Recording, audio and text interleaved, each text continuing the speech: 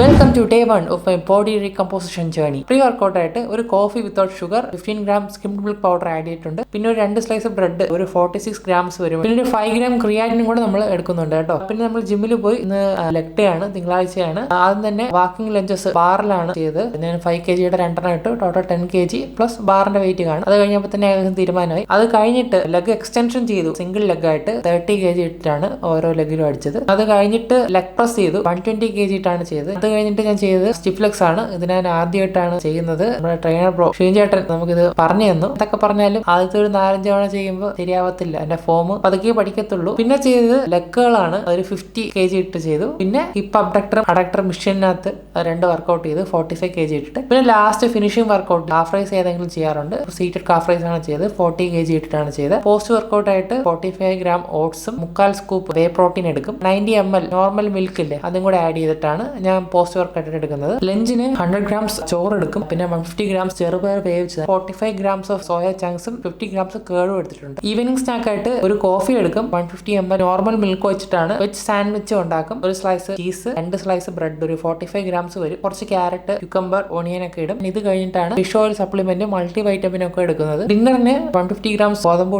70 grams of banana, 45 gram soya chunks. Stay strong, stay consistent. See you tomorrow.